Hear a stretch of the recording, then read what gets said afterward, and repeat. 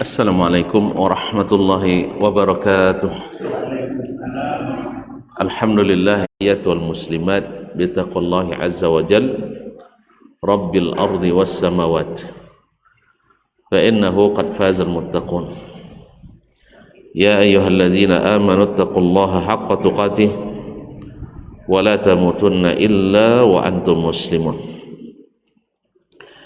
Bapak dan ibu-ibu kaum muslimin, kaum muslimat yang dirahmati Allah Subhanahu wa taala, alhamdulillah kita patut bersyukur kepadanya karena nikmat dan rahmatnya sungguh besar kepada kita, khususnya nikmat Islam dan iman yang membuat kita dengan senang hati, dengan tulus ikhlas berada di tempat yang mulia ini, di Masjid Al-Islah.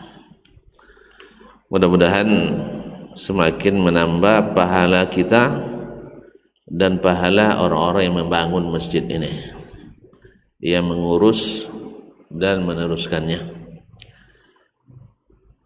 Salawat dan salam kepada baginda Nabi alaihi salatu wassalam yang sangat-sangat menganjurkan kita untuk selalu berada di majlis-majlis zikir seperti ini yang mengingatkan kita kepada Allah, yang mendekatkan kita kepadanya, sehingga dengan harapan di saat kita dipanggil untuk pulang kepadanya, kita dalam keadaan tidak lalai dan tidak abai. Oleh itu, banyak-banyaklah mengingat jasa beliau dengan selawat dan salam kepadanya. Melanjutkan pada pertemuan sebelum ini, kalau tuan-tuan masih tidak lupa, kalau masih lupa nih kan, bahwasanya mengenal asma'ullah dan sifatnya, nama-nama Allah dan sifat-sifatnya adalah sangat-sangat penting dan urgen. Yang pertama sebabnya adalah karena mentauhidkan Allah dengan nama dan sifatnya itu adalah semulia-mulia ilmu dan seutama-utama pengetahuan, yang paling tinggi derajatnya. Karena ilmu yang kita pelajari tentang Allah Subhanahu wa ta'ala, tentang Allah Tabaraka wa ta'ala, semakin bernilai objek ilmu itu, apa yang dipelajari dengan ilmu itu, maka semakin tinggi pula kepentingan kita untuk mempelajarinya. Maka mempelajari nama-nama Allah dan sifat-sifatnya dari Al-Quran dan Sunnah memiliki keutamaan yang sangat tinggi, karena dia bagian dari mentauhidkan Allah. Sebab kalau kita salah-salah, bisa salah dalam mentauhidkannya.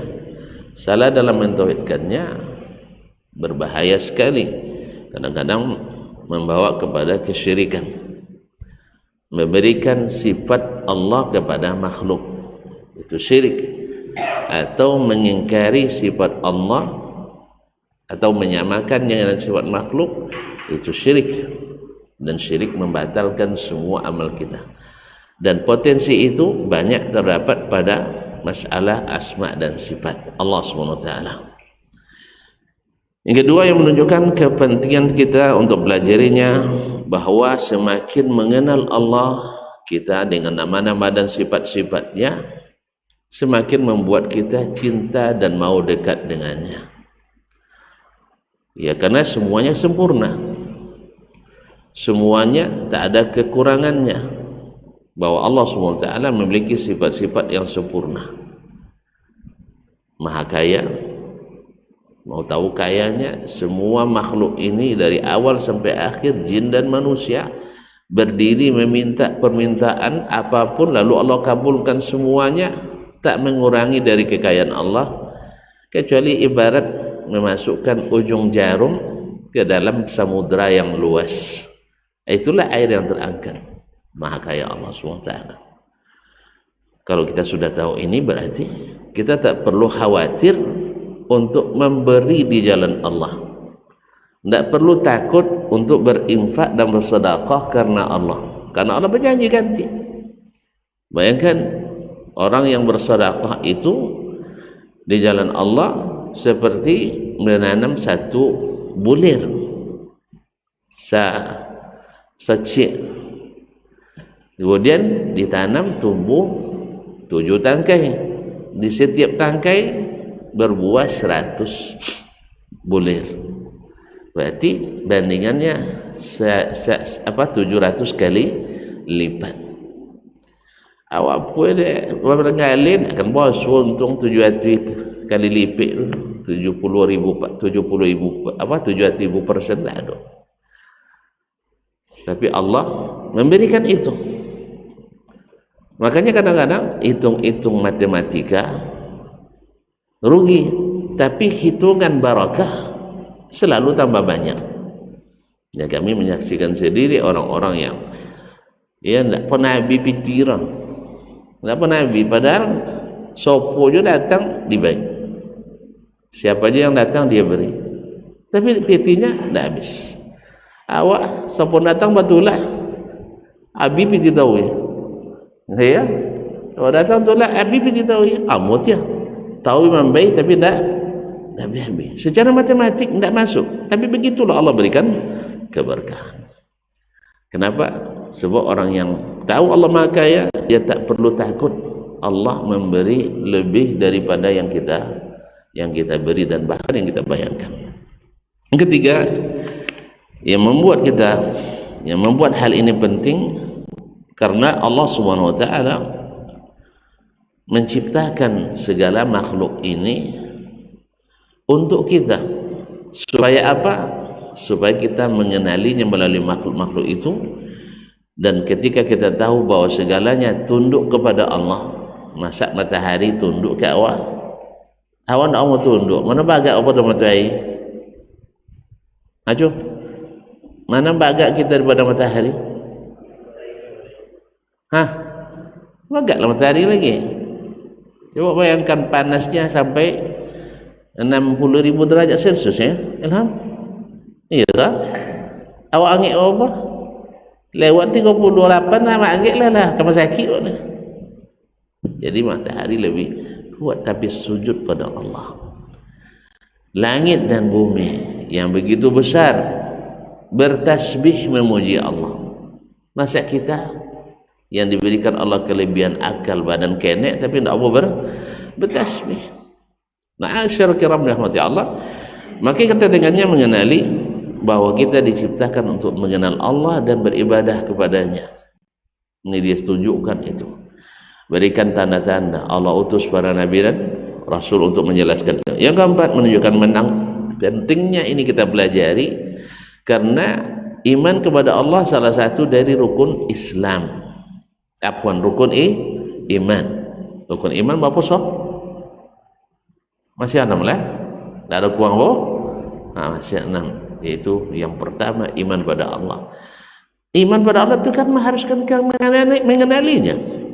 mengenalinya. Tidak kenal kepada Allah, kita tidak akan pernah mengagungkan Allah. Orang yang datang misalnya tidak kenal kita. Kalau sampai misalnya Pak Prabowo datang kami, tidak habis masuknya presiden lah, lewat mulia kan? Tidak habisnya presiden. Tapi ketika tentu, dimuliakan. Demikian juga Allah, kalau kita tidak mengenalinya, kita tidak akan memuliakannya. Makanya heran tadi ketika kita lewat, ya orang rumahnya dekat masjid, lah salat uang di situ, tapi HP jadi tangan bawah. lain santai depan mau apa sebab tidak mengenali Allah Subhanahu wa taala. Sehingga ketika tidak mengenali Allah, Allah tidak besar di matanya, HP lebih besar. Nimbang kota di tengah mugai mungkin jamak solat enggak atau segalanya. Tapi lihat kaum muslimin dan muslimat, orang-orang yang mengenali Allah seperti kata Jabir bin Abdullah sahabat Nabi alaihi salatu wassalam, kami mendengar azan sedang mengiris daging, tapi dengar azan kami tinggalkan. Batang pisau situ. Padahal dulu tidak ada kulkas, tidak ada freezer, tidak ada tempat nyimpan mengawetkan. Tapi apa? Karena daging ini tidak berharga dibanding seruan Allah Subhanahu wa taala. Asal tentunya dia bawa dia uang yang kita hormati tuh besabuin tentang kami daging pun itu. Wanti kojo. Nanti tak cinta. Jadi itu yang hakikatnya, semakin kita mengenal Allah dengan asma dan sifatnya, mengenal Allah bahwa akan semakin besar Allah di hati kita. Kemudian menunjukkan kelebihan itu pula keutamaan mempelajari asma dan sifat Allah Subhanahu wa taala, bahwasanya berilmu tentang Allah Subhanahu wa taala adalah dasar segala pengetahuan. Dasar segala pengetahuan. Dasar segala kebaikan, dasar segala manfaat.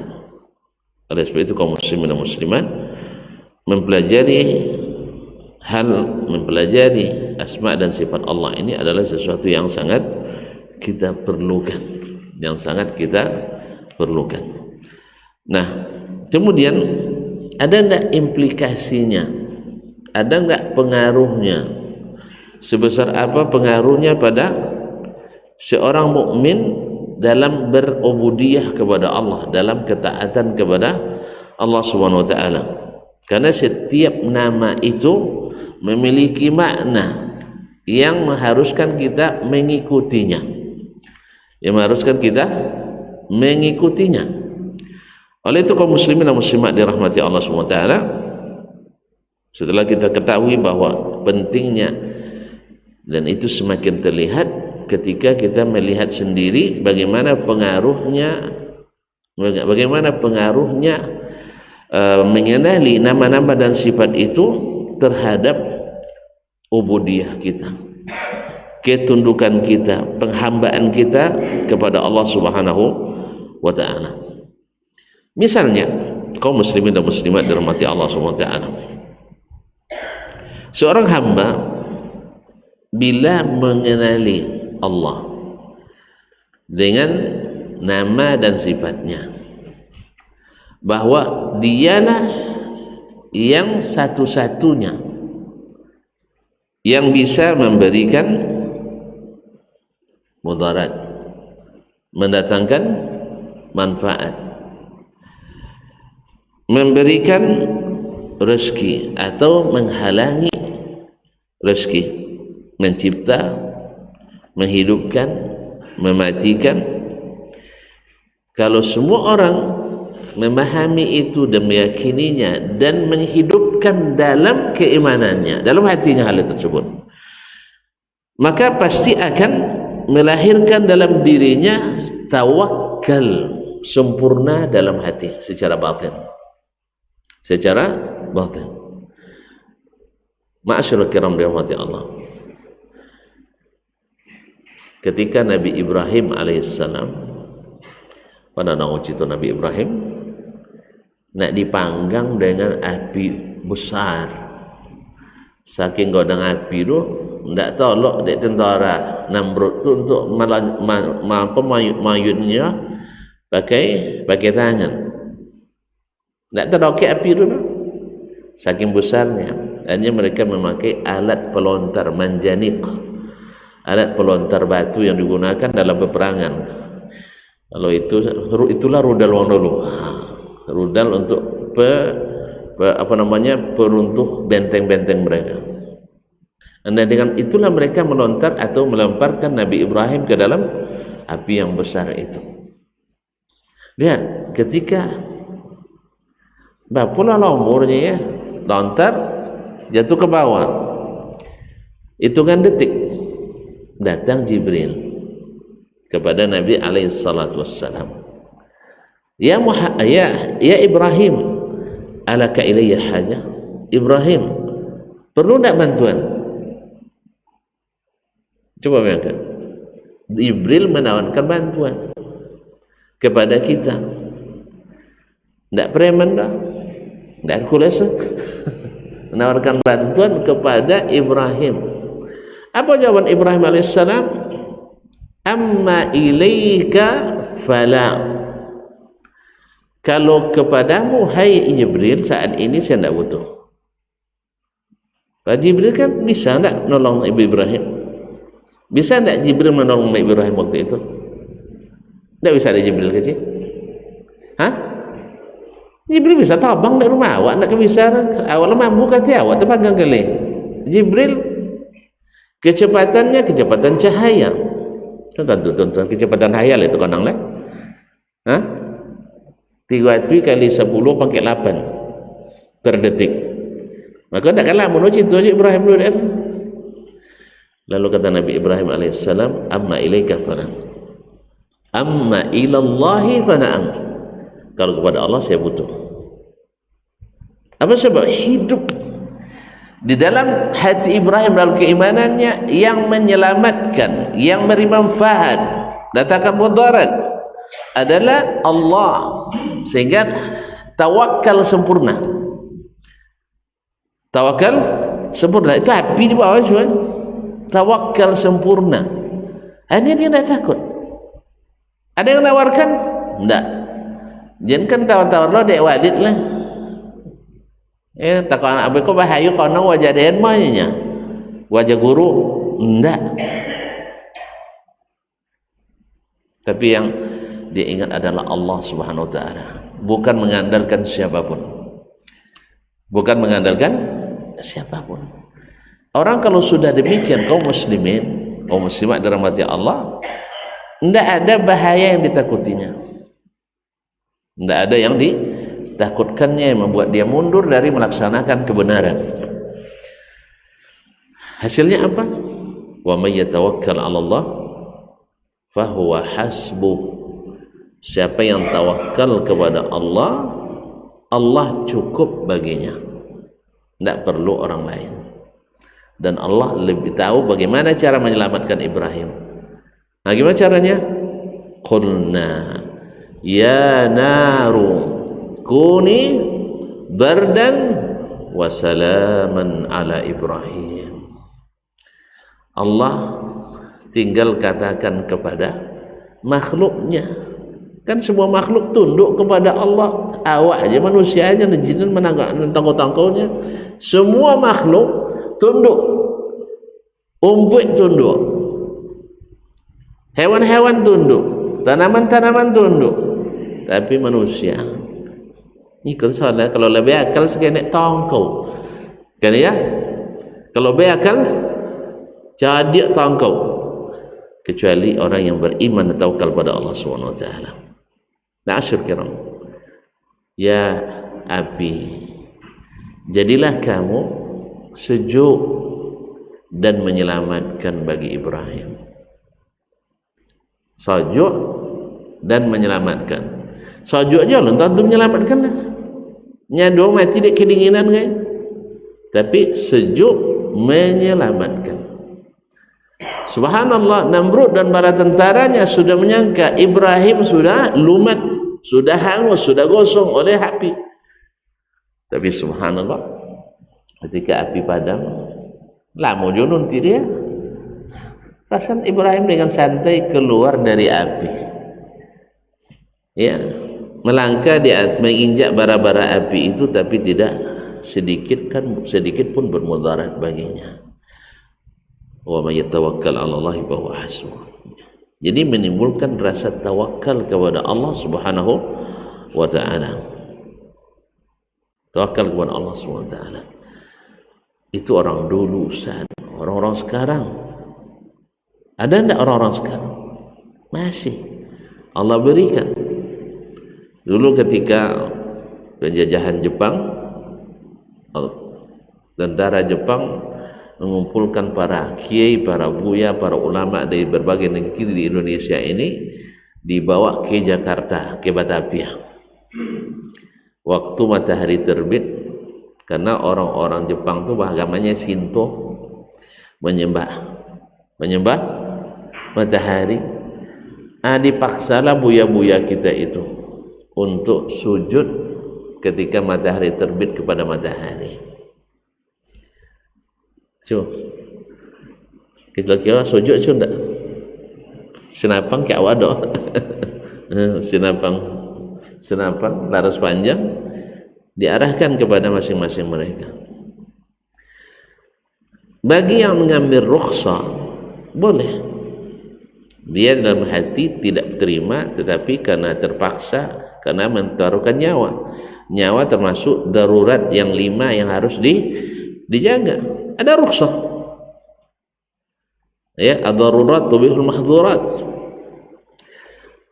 Tetapi ada yang lebih tinggi daripada itu, tawakal pada Allah SWT, lebih tinggi daripada sekedar mengambil rukhsah.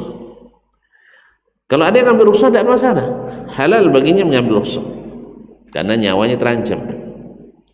Kalau ada orang nyuruh kita mengucapkan ungkapan kafir, ya, kalau tidak dibunuhnya kita, kalau kita takut mati, boleh mengucapkan itu tapi tidak mengiyakan dalam hati. Illa man ukriha wa qalbuhu mutmainnun bil iman. Kecuali orang yang terpaksa, hatinya tetap nyaman dengan keimanan, mulutnya bicara karena dipaksa. Kalau tidak, kita dibunuh. Yang penjajah kan tidak segan-segan bunuh kita, Roy. Yang orang kafir itu tidak segan-segan bunuh Islam. Islam saja punya aturan. Makanya perang dalam Islam tidak seperti perang orang non-Islam. Yang melakukan genosida seluruh dunia itu kan orang non-Muslim semua. Orang Islam ketika perang menang, orang diselamatkan. Sejak zaman Nabi SAW, Nabi diusir, para sahabat diusir dari kampung halamannya Makkah. Mau kaju, dah terogak mau kaju. Bilok pai,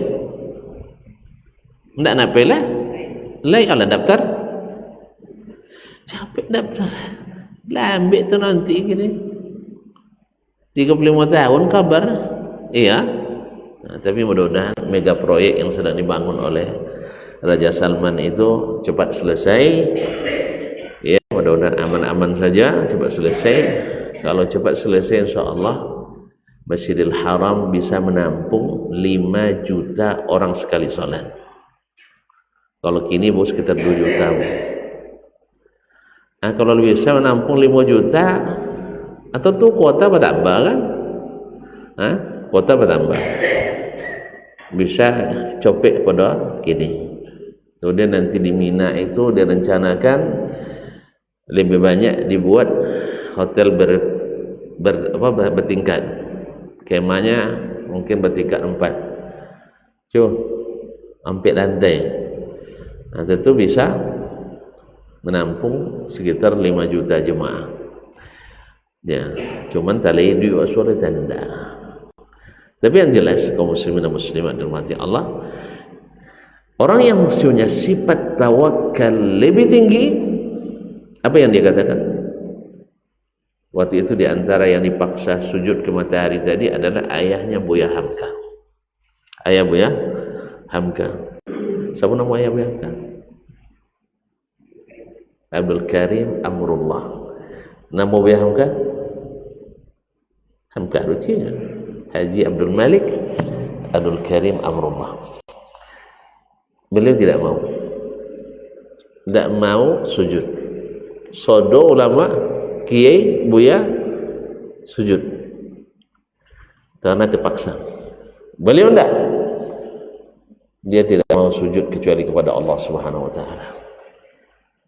Tidak mau sujud kecuali kepada Allah, karena sujud kepada makhluk tidak dibenarkan. Akhirnya apa? Yang menggerakkan hati seluruh manusia itu Allah, termasuk hati orang kafir. Kan dalam al-hadis disebutkan bahwa qulubu bani Adam, hati semua anak Adam ini, baina usbu'ainin min asabi'ir rahman, berada di antara dua jemari Allah, yuqallibuha kaifa yasha, Allah bolak-balikkan seperti yang dia kehendaki.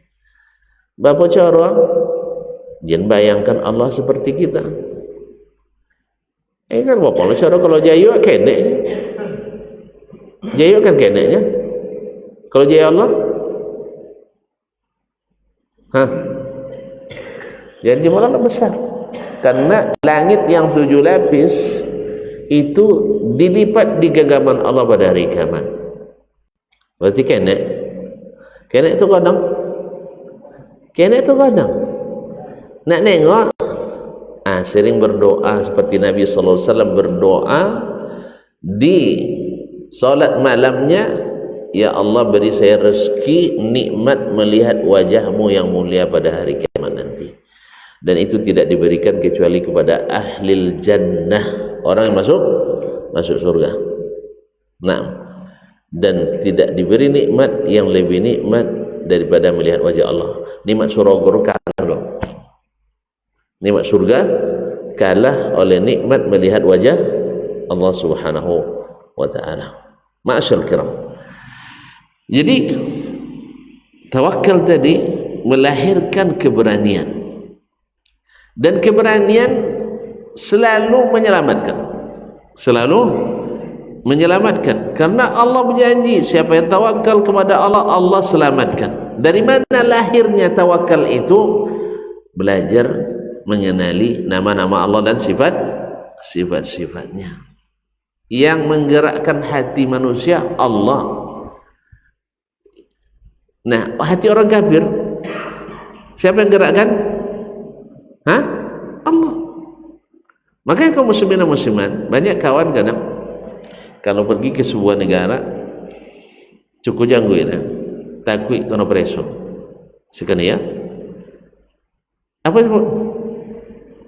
padahal tidak ada apa-apa, alhamdulillah, dan apa juga yang aman-aman kono preso nya ndak ada tercatat di kono yang wah ciri teroris itu kan ndak ada. Nah, jadi kaum muslimin dan muslimat bahkan ditolong oleh tolonglah misi gitu lah, enggak dilo nolong Allah musta'an. Jadi kaum muslimin dan muslimat, ketakutan yang berlebihan kadang padahal di tempat yang aman sampai menghilangkan sesuatu yang seharusnya tidak dihilangkan. Apa karena kurang tawakal karena kurang mengenal. Makanya semakin banyak nama dan sifat Allah yang kita kenali, semakin besar Allah di dalam hati. Semakin besar Allah dalam hati. Oleh itu kaum muslimin dan muslimat dalam hati Allah, maka akan terlihat orang yang mengenali Allah dengan nama dan sifatnya. Allah pemberi rezeki, Allah menghidupkan, Allah mematikan, Allah menjaga, Allah memelihara. Akhirnya tawakal itu berbuah keselamatan. Berkata Allah SWT, wa tawakkal 'alal hayyil ladzi la yamut. Bertawakkallah kalian kepada Allah yang maha hidup dan tak pernah mati. Berlindung kepada hamba-hamba walaupun sekarang hidup tapi sudah tak lama mati. Apalagi minta perlindungan kepada yang sudah mati. Ini yang tak masuk akal sebenarnya. Lah mati, mintanya ke nyola. Nyola minta kawak. Kalau memang mereka itu berkuasa, memang punya kelebihan, apa dia mati? Tidak. Tawakal kita kepada yang maha hidup, yang tak pernah mati. Rabbul masyriq wal maghrib, la ilaha illahu fattakhidh wakila. Allah itu adalah Rabb yang memiliki timur dan barat. Yang memiliki timur dan barat. Tidak ada Tuhan yang berhak diibadati selain Dia. Oleh sebab itu, fattakhidh wakila. Jadikan dia tempat bersandar kita, biarkan dia yang mengurus urusan kita. Makanya Umar bin Abdul Aziz, seorang khalifah yang sebenarnya sangat kaya raya, di masa beliau masih jadi gubernur di Madinah, ibu-ibu ama-ama baca buik mengambil ayu bekas cucian bajunya. Untuk apa? Untuk diminum baju walid? Bukan. Untuk dijadikan mencuci pakaian suami-suami mereka. Apa sebab? Awut dia kain ayu bekas cucian bajunya. Ya, sebab bajunya itu saking harumnya minyak wangi yang dia pakai, jarak 50 meter lah babaun. Lalu si tanah ke tiang tan dilu tanah sampai kome baun. Sehingga mak baca buih mambil ayu cucian tadi. Kalau ikut istilah pewangi deh, sudah nyuci, sudah diberosing, sudah dibilas, terakhir masuk pewangi, wangi pun itu. Tapi setelah beliau diangkat jadi khalifah, padahal beliau khalifah, pamannya khalifah, mertuanya khalifah, mondo khalifah, inya khalifah, bini anak khalifah. Itu nak kayu situ. Hah? Inya presiden, apa presiden, bini anak presiden, mondo presiden, apa lah? Mintua presiden. Tak kayu aja? Hah? Salon presiden lah kayunya. Nah, tapi beliau ketika diberikan amanah menjadi khalifah, seluruh kekayaannya, bukan kekayaannya saja, kekayaan istrinya sekaligus disumbang ke negara, sehingga menjadi orang miskin setelah memimpin. Itu yang membuat masyarakat itu makmur, adil, sejahtera. Kalau mimpinlah rencana kayu tu buktinya amo berkorban piti sah, tidak ada piti minta ke usaha, ujung-ujung ogo komoditi rakyat diturunkan harga. Mau enggak ya ju? Bapak mengharap keadilan dari yang cara seperti itu. Tapi pemimpin ketika diberikan amanah tidak pernah mengharap mendapatkan dari kepemimpinannya itu kekayaan duniawi. Dia makan semuanya. Sampai-sampai kalau bacalah sirah Umar bin Abdul Aziz, Yayo tidak dapat beli baju bau untuk anak-anak. Padahal menteri-menterinya, gubernur-gubernurnya, rakyatnya mewah-mewah. Beliau tidak. Ketika meninggal, anak-anak banyak nono cucu jual anaknya. Hah? Tonton berapa anak? Hah? 34? 3 atau 4 ya? Itulah banyak. 2 je lah losi dia. Tak. 17 anaknya. Ketika beliau meninggal, dipanggil anak-anaknya. Wahai anak-anakku, andainya ayah mau, ayah bisa jadikan kalian orang paling mewah di dunia ini. Apa enggak? Kan ya cak? Sang gubernurnya bisa ada, apalagi khalifah. Bisa. Cuman ayah tidak ingin. Andainya saya peninggal ayah nanti, kalian rusak ayah penyebabnya. Rusak kalian gara-gara ayah memewahkan kalian dengan harta haram. Saya ambil hak-hak kaum muslimin. Saya tidak mau rusak kalian gara-gara saya. Bila rusak gara-gara kalian sendiri, saya tidak mau merusak kalian. Tapi kalau seandainya kalian setelah ayah meninggal orang-orang saleh, ayah tidak perlu takut. Sebab Allah mengatakan, apa ayat itu? Inna Rabbi Allah alladhi nazzala al-kitab wa huwa yatawalla as-salihin. Sesungguhnya Rabbku adalah Allah yang telah menurunkan Alkitab, Al-Quran, dan dia mengurus urusan orang-orang saleh. Jadi orang saleh itu yang ngurus urusannya siapa? Allah. Kalau Allah yang ngurus, ada yang tidak selesai? Kalau Allah yang nguruskan urusan kita, ada yang tidak selesai? Selesai. Dan selesainya bukan seperti yang kita inginkan. Yang kita inginkan belum tentu benar, tapi selesai seperti yang Allah inginkan untuk kita. Artinya selamat kita daripada pertanyaan-pertanyaan yang menyulitkan nanti di akhir.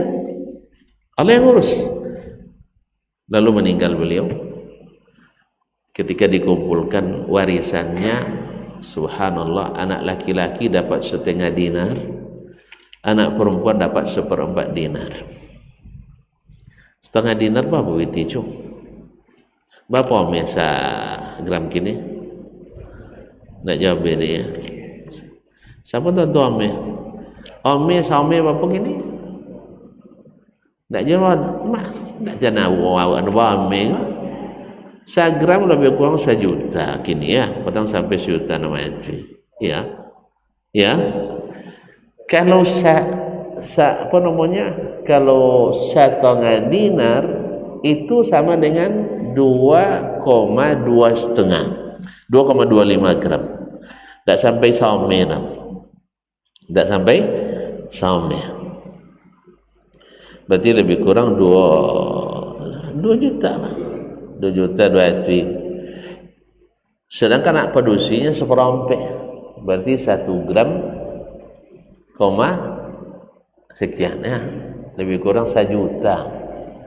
Warisan seorang pemimpin yang wilayah kekuasaannya terbentang dari Rusia sampai ke Spanyol. Bayangkan. Dan dari Rusia melewati Asia sampai ke Turki, Armenia, kemudian seluruh wilayah Afrika, terus lanjut ke Eropa. Kekuasaan. Bapak peninggalan anak laki-laki dapat 2 juta, anak perempuan dapat 1 juta. Kalau 1 juta kapok kali kapal kawiti dirinya? Hah? Setengah putaran ini ya, habis. Tapi subhanallah, tawakal sang ayah, kesolehan sang ayah, dan keyakinan itu, tidak satu pun anaknya yang sia-sia. Hidup dan makmur. Sampai di antara anaknya yang ada yang berinfak, mewakafkan kuda perang, tak kuda bendi lah. Kuda perang, kuda bendi buahnya. Tapi kalau kuda perang, mahir. Hampir 1000 ekor. Kalau 1000 wakaf, 1000 kuda, berarti kekayaannya apa yang menyambut ini? Menyambut. Berarti makanya kaum muslimin dan muslimat dirahmati Allah, seorang tua kalau mengenal Allah dengan baik melalui asma dan sifatnya, dia bukan mengumpulkan harta sebanyak-banyaknya untuk anak, walaupun tak dilarang. Tapi yang lebih penting daripada itu adalah menyiapkan imannya anak ini, sehingga kalau ada harta yang ditinggal, membuatnya tambah taat. Bukan justru harta ditinggal membuat beban bagi orang tua. Oleh sebab itu kaum muslimin sangat-sangat dianjurkan kita orang tua jangan memperbanyak menyimpan untuk anak kita, tapi banyaklah menyimpan untuk kita. Di mana dititipkan? Kepada Allah Subhanahu wa taala. Dititip sama anak deh, contoh tadi dia tinggal dah ayah 93 juta rial. Berapa bitiru? Jam apa? 93 juta rial. Kali sampai ibu mati. Berapa biti? Dah kek mati miliar. Berarti gue bagi ujinya. Adi minta 3 juta untuk membuat masjid atas nama ya kalian, atau membuat sekolah ngaji tiama seorang juga. Apa sebab ayah dah nak pernah majon itu ke anak dah, tak pernah nampak dia dah. Ayah maulun di masjid atau datang ke markas dakwah untuk menitipkan hartanya kepada Allah. Allah tak pernah. Makanya ketika ditinggalkan, inilah salat tak sampai gila. Salat pek capek. tinggi piti banyak, nak dimakan labi, nak dipakai lalu suah. Kini diantau awak dek ke kubur, harata awak ikut mantau, keluarga ikut mantau, amal ikut mantau, yang tinggal adalah amal. Kasan amal sakeneknya, anak banyak tinggal, harata yang banyak. Ndak amu dia memben 3 juta. Padahal kan di 3 juta kan bagi 30 ribu sekarang. 30 ribu dikali 4,5 ribu lebih kurang 1,35 miliar sekarang. Kenek tu. Hah? Dan kalau ada bitin 3 miliar dia ya, dan kau jual cik makan je dah nyelamati. Tak habis dulu. Ya? Habis dia. Hah? Makan macam biasa je nya, macam paling lama ada orangnya. Tak habis dulu. Kan tak 1 miliar lebih. Indo tiap momen kayarannya yang cik sono. Dia apa? Tadi. Tak mendapatkan pelajaran mengenali Allah dengan benar, sehingga tawakalnya kurang. Ada pula sebaliknya, seorang ayah Masya Allah punya kebiasaan buruk, yaitu menginfakkan sepertiga penghasilannya, ya, sepertiga dari seluruh penghasilannya. Dapat 3 miliar, 1 miliar dah disedekahkan. Dapat 9, 3 dia disedekahkan. Dapat 1, 33,3 dia disedekahkan. Ya, waktu dia semakin banyak, semakin sebaik dengan dunia. Kan dia? Ada orang tak lama tak hitung zakatnya. Dia hitung sampai dia hitung kalau zakat dapat piti dia zakat tu sana siku inopa. Siku inopa. Berapa be inopa siku? Hah? 4 tu, 5 tu. Hah? 4 juta. Padahal siku dia ambil tinggi 39 lain. Hai bapi kuliah. Ya soalan datang ustaz, soalan telefon ustaz. Alhamdulillah. Do 80 tahun do datang telefon. Apa sebab? Nyasan tak, kalau tak biasa dengan dunia sebaik-baik. Kenapa? Dia tak mengenal Allah melalui asma dan sifatnya, bahwa Allah itu maha pemberi, Allah maha membalas, Allah dan sebagainya, sehingga dia mengira itu yang menyelamatkan. Ma'asyil kiram, masuk waktu saya. Betul-betul Aisyah. Hah? Kita tutup ya? Tutup aja. Hah? Azan dulu. Ya, kalau boleh panjang dulu. Nah, silakan azan dulu. Allah.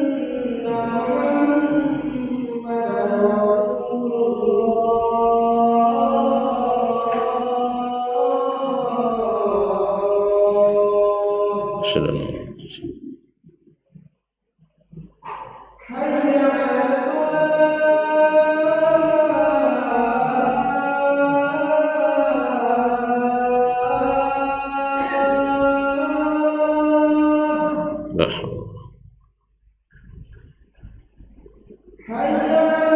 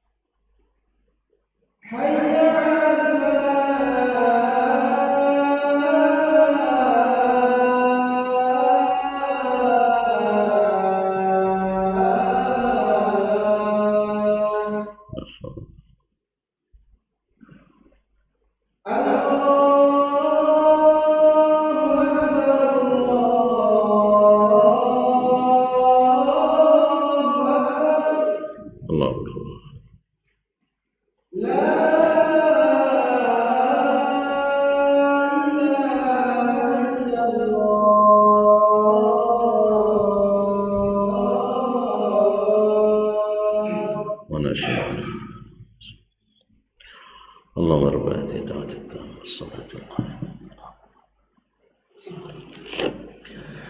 Masyarakat kiram, ketika seseorang pelajari asma dan sifat Allah, lalu dia tahu di antara nama Allah Al-Alim dan sifatnya Al-Ilm, yaitu maha mengetahui, dan tahu bahwa ilmu Allah la yakhfa alaihi syai' fil ardi wala fis sama'. Tidak satu pun yang tersembunyi dari ilmu Allah, baik di langit maupun di bumi.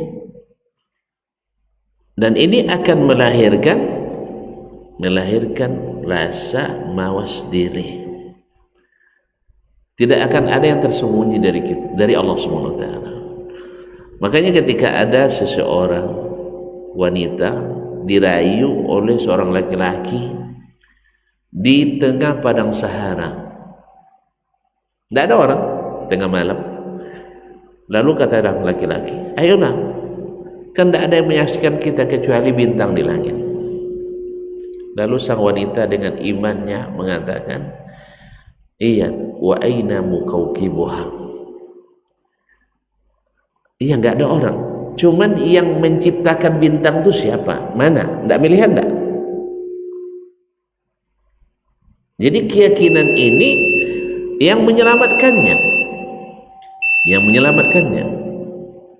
demikian pula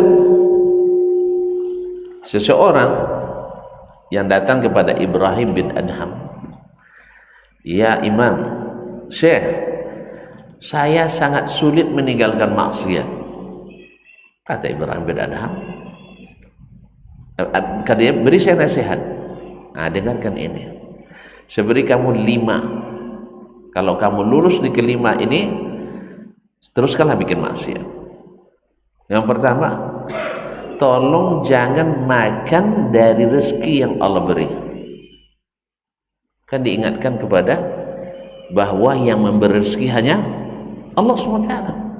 Innallaha huwa razzaq dzul quwwatil matin. Sesungguhnya Allah lah yang sang pemberi rezeki. Tidak ada pemberi rezeki selainnya. Kalau gitu coba kamu berbuat maksiat, tapi makannya bukan rezeki yang Allah beri, cari rezeki yang lain.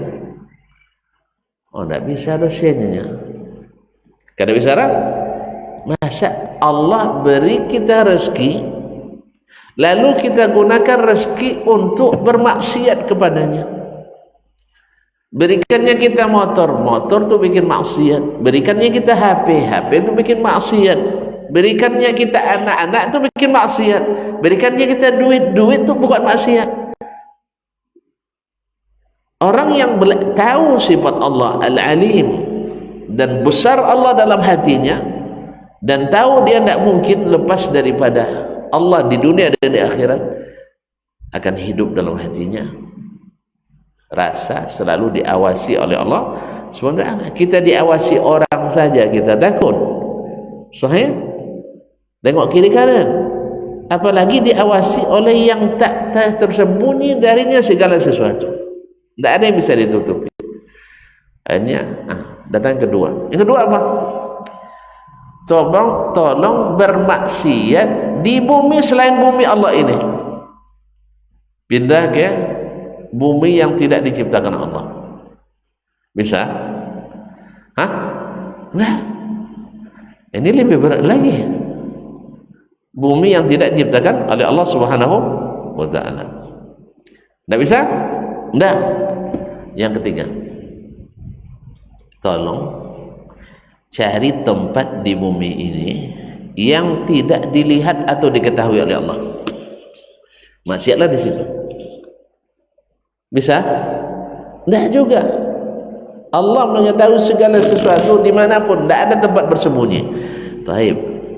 Apa boleh? Kampet. Kampet. Wang makan Allah baik. Wang maksiat dengan itu. Wang buat maksiat di tempat yang Allah ciptakan. Situlah buat maksiat. Sudah itu di tempat yang di depan Allah. Tidak bisa sembunyi dah. Di mana dosa bersembunyi manusia? Di depan manusia bisa kita bersembunyi. Malu pada manusia sembunyi kita. Tapi di depan Allah biasa bersembunyi? Tidak. Tidak malu. Rezakinya membaik, tempatnya punya. Kemudian dapat ini buat. Lemaluan. Itu tidak ada adab kita sama Allah SWT. Yang keempat katanya, dia orang tahu maksiat kan tidak siap mati lah. Anak ketika datang malaikat maut, ajukan permohonan perpanjangan pisah. Ajukan permohonan perpanjangan pisah tinggal di bumi. Tolong malaikat maut dan alun taubatlah. Bai waqtu sailai. Bisa? Tidak ada kan? Bayangkan itu. Tidak bisa. Kalau datang ajal tak bisa dilambatkan sesaat dan tidak bisa dimajukan. Taib, berarti mati dalam keadaan bermaksiat. Mana tempatnya? Ke neraka. Ketika malaikat Zabaniyah nak mencampakkan kamu ke dalam neraka, coba bergulat dengannya. Lawan dia. Saya tidak mau masuk neraka. Bisa melawan? Wih, tidak bisa. Kita ni di malaikat kenek-keneknya, wih. Malaikat tu besar-besar. Kita betul sekeneknya. Cermin kelerengnya betulnya selesai. Tidak akan bisa kau melawan. Oleh sebab itu, ingat, kalau memang demikian, Allah melihatmu, Allah yang memberi, maka bangun rasa malu kepada Allah, rasa segan kepada Allah. Dan ini tak mungkin didapatkan kalau orang tak belajar tentang asma dan sifat Allah SWT. Alam ya'lam bi anna Allah yara. Apakah dia tahu Allah melihat? Ya Allah, itu kaum muslimin dan muslimat, inna rabbaka labil mirsad. Sesungguhnya Rabbmu selalu mengintai, selalu melihat. Oleh itu kaum muslimin dan muslimat, alam ta'lam anna Allah ya'lamu ma fi anfusikum fahdharuh. Bukankah kalian tahu Allah tahu apa yang ada dalam hati kalian? Maka hati-hati. Nah, ini semua melahirkan rasa segan, rasa malu, rasa takut, rasa awas, sehingga kita tidak berani melakukan hal-hal yang tidak disukai oleh Allah Subhanahu wa ta'ala. Apa sebab? Kita ingin nikmatnya, kita ingin pemberiannya, ingin rahmat, ingin ampunannya. Ini diantara makna-makna implikasi pengaruhnya dalam kehidupan kita mempelajari asma dan sifat Allah Subhanahu wa ta'ala. Makanya merugilah orang yang tidak menerima banyak sifat Allah, terima sebagian. Makanya tidak pengaruh dalam kehidupan. Nyapal dia sifat-sifat tapi tidak berpengaruh. Apa sebab? Karena sifat-sifat yang seperti tadi tidak masuk dalam hatinya. Hanya sekedar menghafalkan matan-matan ilmu, tidak berpengaruh secara implikatif terhadap kegiatan sehari-hari. Oleh itu kaum muslimin dan muslimat dirahmati Allah, dan kita melihat sendiri di saat ini hidup di tengah masyarakat, maka mereka kepada Allah semakin dekat dan juga semakin takut. Barangkali sampai di sini dulu kajian, besok kita sambung lagi. Yang pertama tadi, tahu kita Allah yang menghidupkan, mematikan, beri rezeki, maka tidak ada tempat kita untuk bersandar sepenuhnya, menyerahkan urusan penuh kecuali kepadanya. Dan Allah beri contoh-contoh konkret dalam Al-Quran, dalam hadis, dalam sejarah hidup manusia, dalam kenyataan hidup kita sendiri. Berapa banyak yang kita khawatirkan, tapi karena kita tawakal pada Allah, tidak jadi. Tidak jadi. Awalnya kita takut ini kasan, ya, bocor urusannya. Katanya tuh, jangan takut dulu, jangan pikir jawaban sebelum datang pertanyaan. Kasannya mau makan doyan, saya oleh takut jadi kadang-kadang mau makan doyan kan. Jadi kaum muslimin dan muslimat banyak kita khawatirkan. Makanya di sini perlu menghidupkan sifat tawakal kepada Allah SWT dengan mengenalnya bahwa Dia yang menghidupkan, mematikan, berrezeki, memelihara, menjaga. Kemudian menghidupkan sifat Allah dalam diri kita, yaitu Allah kita yakini mengetahui semuanya. Oleh sebab itu tak ada tempat bersembunyi. Dengan demikian kita akan menjaga diri jangan sampai terlihat oleh Allah dan jangan sampai diketahui oleh Allah dalam keadaan berbuat maksiat kepadanya.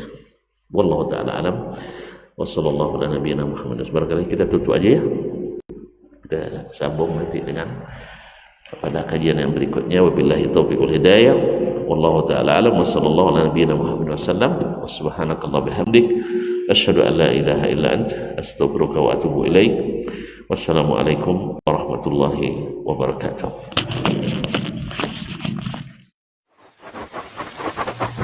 Barometer amal kita saleh tak salehnya di salat kita. Bila salat kita ikhlas dan sesuai dengan sunnah Nabi SAW, maka insya Allah amalan yang lain mengikuti.